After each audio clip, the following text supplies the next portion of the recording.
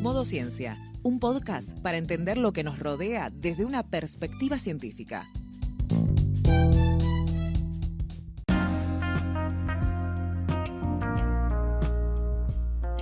Prepárate unos mates, un té o un café, que ya activamos el Modo Ciencia.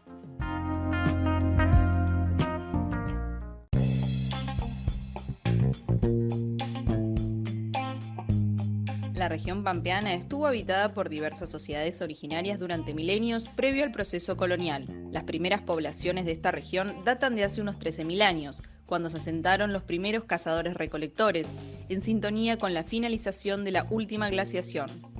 ¿Cómo era el modo de vida de estas poblaciones originarias? ¿Qué rasgos culturales las caracterizaba? ¿Cómo se alimentaban? ¿Qué herramientas utilizaban?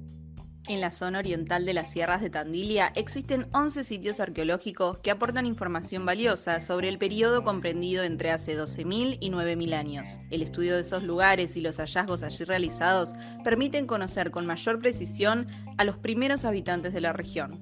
Diana Massanti es doctora en arqueología. Se desempeña como investigadora del Laboratorio de Arqueología Regional Bonaerense de la Facultad de Humanidades de la Universidad Nacional de Mar del Plata. Además, fue profesora de materias ligadas a la arqueología en la misma facultad.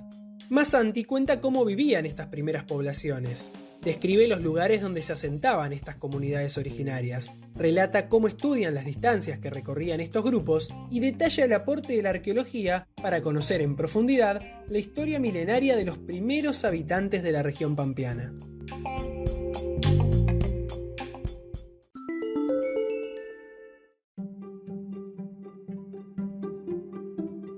Para introducirnos en los conocimientos actuales sobre la historia milenaria de la región pampeana, es preciso, en primer lugar, entender la magnitud temporal y los contenidos sociales que la dotaron de identidad. En segundo lugar, dejar de lado los mandatos estereotipados del etnocentrismo, como fueron las ideas de linealidad, entendiendo el proceso social histórico, clasificando a las sociedades en etapas. Esas etapas eran el salvajismo, la barbarie y la civilización. Y el cambio social era motorizado por el concepto de progreso, en referencia siempre a la sociedad europea. Cuando más diferencias se describían, entonces se acuñaba otro concepto, el de primitivos o pueblos atrasados. Desde este marco teórico se construyó el relato oficial de la historia argentina, construyendo un pasado sesgado de la historicidad de los propios pueblos creadores de esta historia, que son los pueblos originarios, al punto que se sigue omitiendo el tratamiento, por ejemplo, del genocidio indígena ocurrido a lo largo de los últimos 250 años. La perspectiva de nuestra labor de investigación arqueológica desde la Universidad Nacional de Mar del Plata se orienta a una mirada que permite reconstruir esa larga duración de la historia regional. Este proceso histórico fue gestado por múltiples y diversas sociedades originarias que vivieron en las llanuras y sierras durante muchos milenios antes del proceso colonial y de su transformación posterior. Esta historia comenzó en esta región con la presencia de sociedades de cazadores-recolectores, cuyo modo de vida fue exitoso y resulta ser el de mayor extensión temporal incluso en la propia historia humana. Quienes comenzaron a poblar lentamente los territorios sudamericanos emprendieron complejas travesías de exploración y poblamiento de distintos ambientes geográficos. Hay pruebas arqueológicas de la presencia humana en valles cordilleranos, en punas, en selvas, en praderas, en costas, en pampas. Este proceso de colonización comenzó con las primeras poblaciones que iban ingresando a América desde el noreste de Asia, a través de un amplio territorio libre de hielos que se llamó Beringia. Este es un término geológico, el cual se presentaba durante los periodos de máxima extensión de los glaciales. Toda el agua acumulada en los glaciales hacía en consecuencia que se retrayeran las costas oceánicas y se formara una conexión intercontinental que unió Asia con el noreste de América, o sea, con Alaska. Esta fue la principal ruta de ingreso, o por lo menos la que se sustenta actualmente.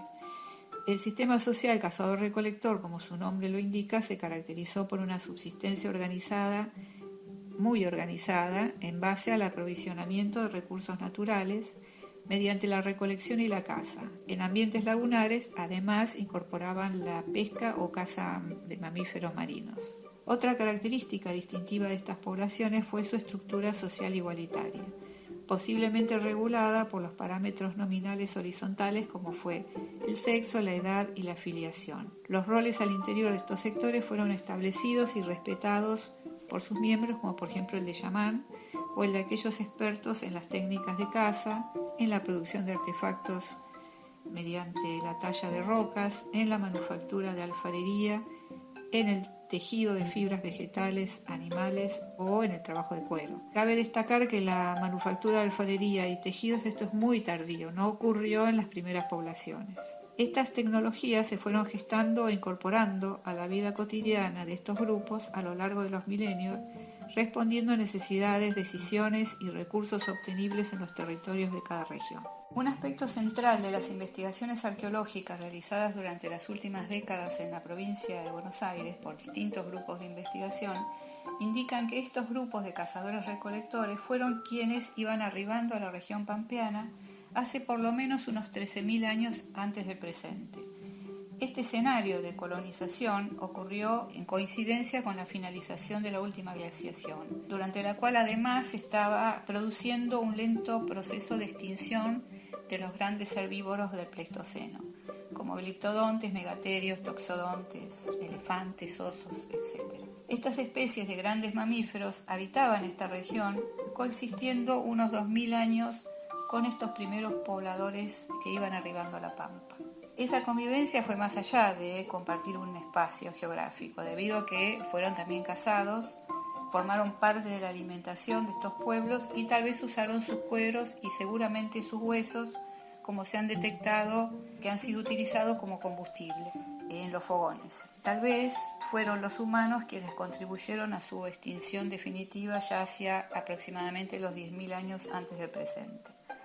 En las sierras de Tandil Oriental, donde trabaja este grupo de investigación de la universidad, se descubrieron a la fecha 11 sitios arqueológicos con ocupaciones humanas datadas entre los 12.000 y los 9.000 años antes del presente, conformando un conjunto de numerosos y diversas evidencias sobre los lugares seleccionados por estos grupos para acampar, para realizar diversas actividades, donde hallamos restos arqueológicos también muy diversos que dan cuenta de los procesos tecnológicos y económicos propios de su cultura. Estas investigaciones han puesto en valor arqueológico e histórico a este sector geográfico en torno a las ciudades de Balcarce, Mar del Plata y Miramar.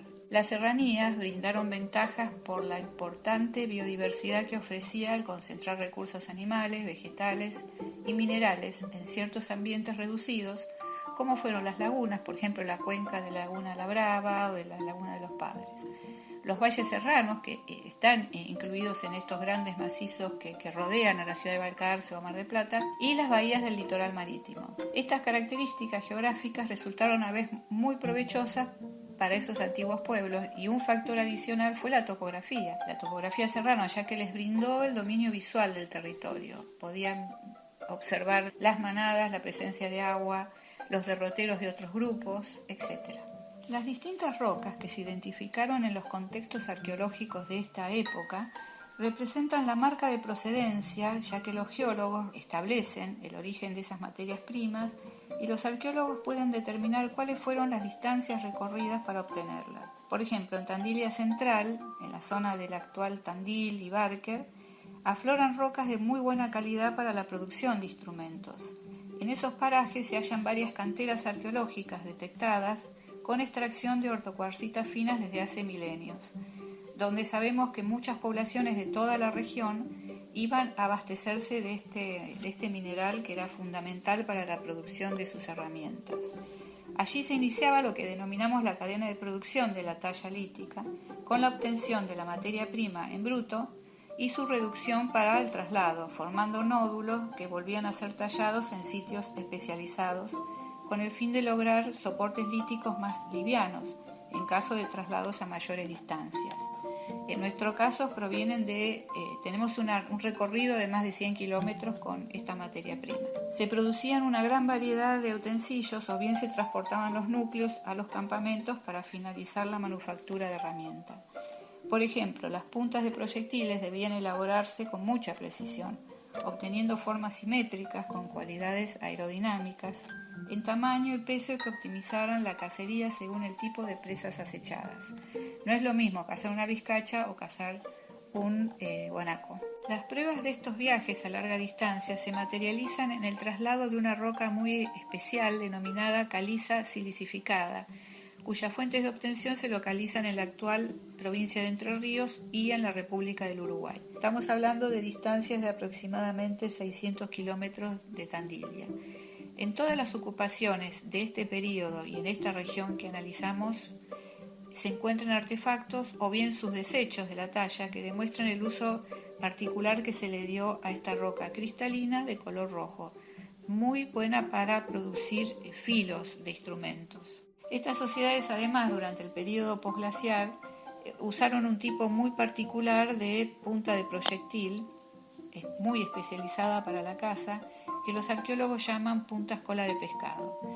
Resultó un tipo de instrumento muy eficiente por su formato y que además lo interesante es que se comparte la forma de esta punta de proyectil en toda Sudamérica y solo en el rango cronológico entre los 11.000 y los 9.000 años antes del presente. Obviamente es una producción estandarizada que indicó el interés por elaborar un instrumento de caza con un pedúnculo en forma de pisiforme, que tuvo la función de enmangar la punta en un fuste de madera, convirtiéndose en un sistema de arma muy eficiente del tipo lanza, arrojada con propulsor, posiblemente destinada a la cacería de los grandes animales que poco tiempo después se extinguirían.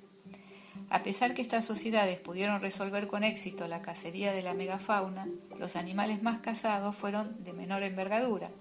En la sierra fueron capturados guanacos, venados de las pampas, armadillo, vizcacha, ñandú. Se recolectaba huevo de ñandú también. Las sociedades cazadores-recolectores, luego de la jornada de caza, debieron tomar numerosas decisiones. Por ejemplo, qué parte de la presa llevarían hasta el campamento, cuáles consumirían en el lugar o cuáles descartarían.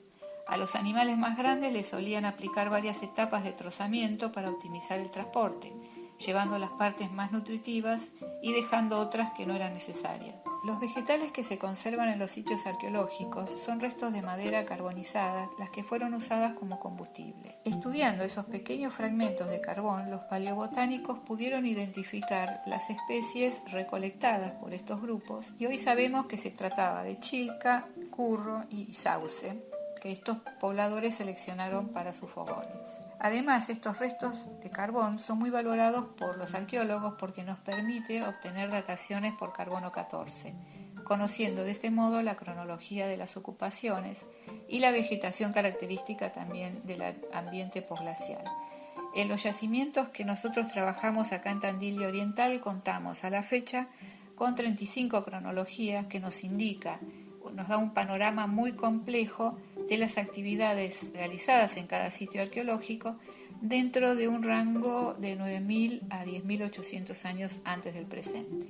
La diversidad de asentamientos descubiertos y analizados indican la manera como los cazadores-recolectores conocieron, recorrieron y concibieron su paisaje, el modo como lo exploraron y cómo obtuvieron de él los recursos naturales según fueran las necesidades las que pautaban sus movimientos. Al planificar los desplazamientos de grupos pequeños hacia zonas muy lejanas como 300 kilómetros hacia Ventania o 600 hacia el Uruguay, podían ocurrir intercambios por objetos o información sobre lugares no conocidos, compartir leyendas y mitos como modo de comprender la naturaleza y contar sus propias historias. La ciencia actual nos permite pensar en el valor que pudieron tener esos saberes que estos grupos de cazadores-recolectores adquirían, ampliaban y transmitían de generación en generación. Tal vez así se componían las tradiciones que garantizaban la producción y reproducción de las condiciones de existencia en la vida social de estos grupos tempranos. Transcurridos muchos milenios posteriores a esta historia inicial, el arte rupestre resultó el modo de materializar los nuevos códigos visuales y discursos identitarios procedentes del mundo ideológico de estas sociedades. Estos nuevos contenidos se produjeron unos 600 años antes de la llegada del proceso colonial al continente americano, cambiando absolutamente la historia de la autonomía que llevaba ya milenios en América.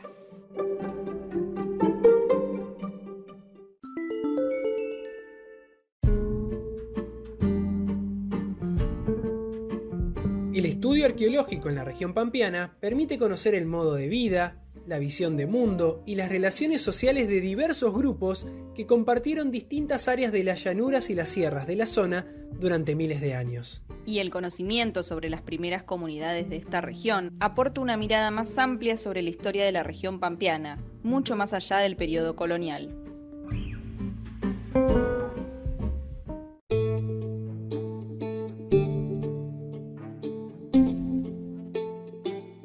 Podés volver a escuchar este y otros episodios en Spotify y YouTube.